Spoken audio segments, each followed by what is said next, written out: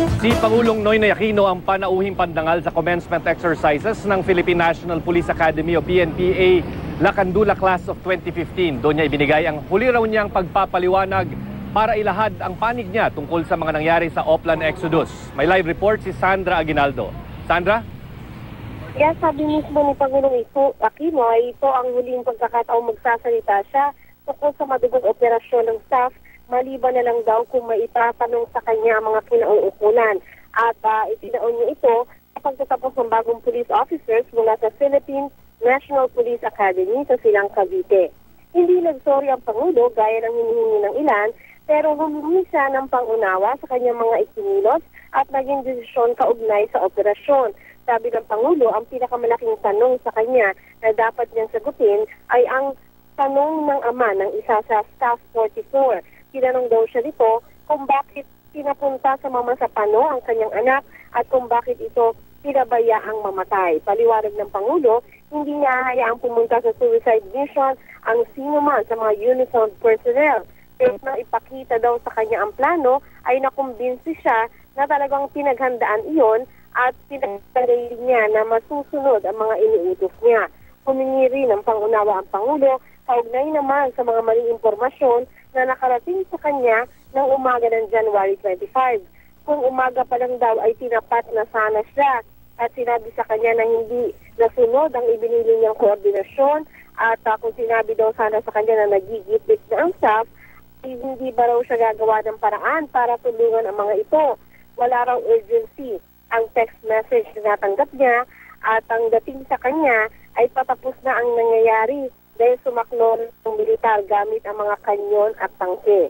Paliwanag ng Pangulo, mahalaga din naman ang biyahe niya sa Zamboanga City noong araw na iyon dahil sa kotse na ginamit sa pambobomba at pinag-usapan daw doon kung ano ang gagawin para hindi na ito masundan pa.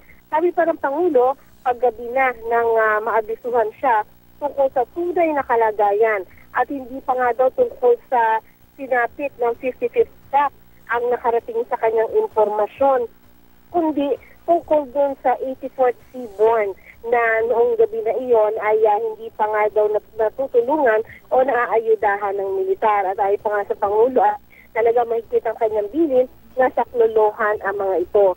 Binanggit din ng Pangulo ang Senate at Board of Inquiry report tungkol sa nangyari. Tugma naman daw sa mga sinabi niya mula umpisa ang mga naturang report, pero kinalulungkot daw niya na imbes na magtanong sa kanya ay naglagay umano ng espekulasyon ang gumawa ng ulat.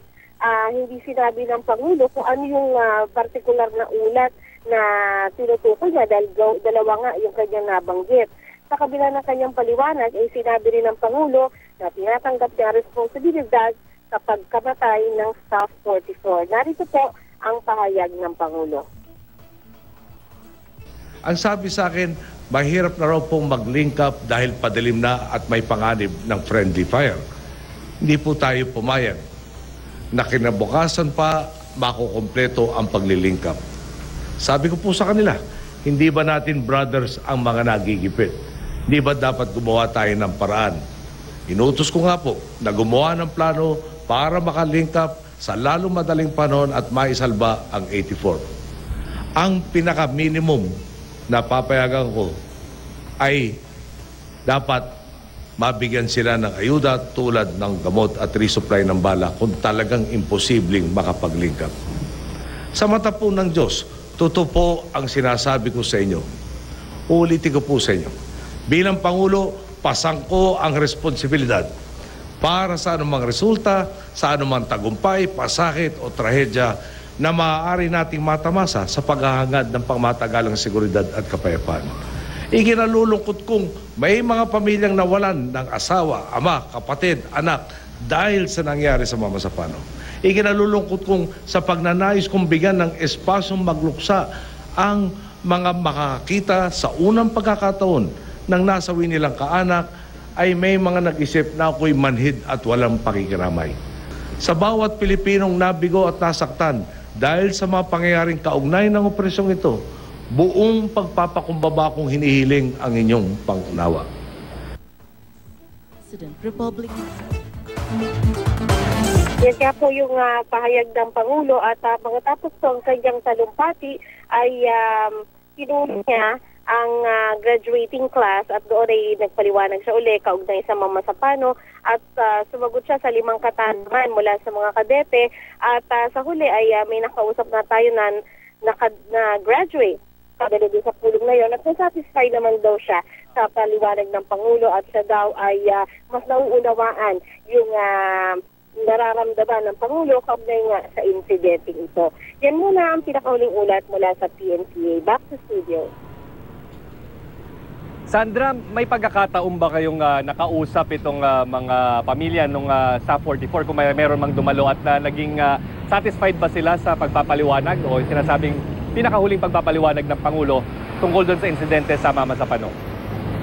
Yes, meron tayong nakausap na at least dalawang magulang ng dalawang magkaibang graduate at pareho yung sinabi nila halos na natutuwa sila na marinig yung paliwanag ng Pangulo at sila naman daw ay na-satisfy at palagay nila ay mas nauunawaan nila ang Pangulo matapos nga yung insidente na ito at gayon din nakuhanan natin ang pahayag isa sa mga umaten nga yung si Mayor Ampatua ng Mama Sapano dahil nga gumraduate din yung kapatid niya na inspector na ngayon bale ng PNP at sinasabi nga niya nung nakinig siya sa Pangulo ay pakiramdam niya time to move on na rin at para sa kanya daw hindi na kailangan pa ulit-ulitin pa yung pagdidiin sa Pangulo at sa tingin niya ay mas kailangan daw ng mga nasa Mama Sapano yung development sa ngayon imbis na yung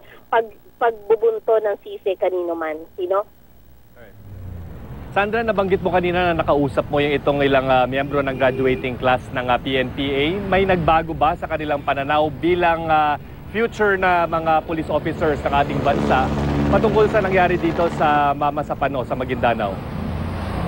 Kanina ang talagang napakinggan naming lahat na nagsidalo doon yung talumpati nung number 1 sa kanilang klase at yan nga ay si Cadet o gayon na Inspector na Dennis Yuson at kanyang sinabi na masakit din sa kanila yung nangyari doon sa Mama Sapano Maguindanao. Lalo na isa pala doon sa mga namatay doon ay inabutan pa nitong graduating class ito. Kaya meron silang at least 1 na talagang kakilala and then 6 naman yung nagtapos sa PNPA mismo dun sa mga nasawi. Kaya parang talagang nararamdaman nila yung connection o yung sakit.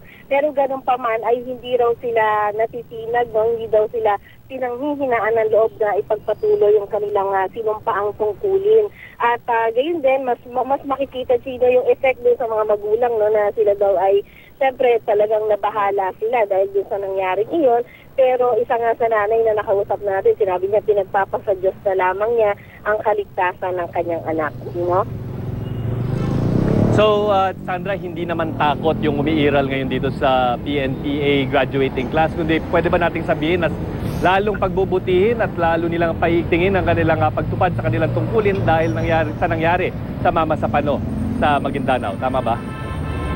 Yes, Tito, tama ka at nakausap din natin yung PIO ng Philippine National Police Academy. Sinabi niya, itong si Inspector Richie Iatar, sinabi niya sa atin na after pala nung incident, kinailangan talaga nilang i-meeting yung mga kadete nila pati na rin itong graduating class kasi nga para maiwasan yung demoralization, malulural sila sino. Kaya kinausap daw talaga nila at pilit na ikinapaliwanag yung nangyari at saka biniventilate yung kanilang mga hinaing para nga maiwasan yung ika nga parang panghihinaan ng loob yung kanilang mga kadete. At overall, sabi naman itong si Chief Inspector, maganda na rin daw na talagang may effort yung Pangulo ngayon na miniting pa niya yung graduating class dahil malaking bagay daw ito to boost the moral ng ating mga bagong police officers. Maraming salamat, Sandra Aguinaldo.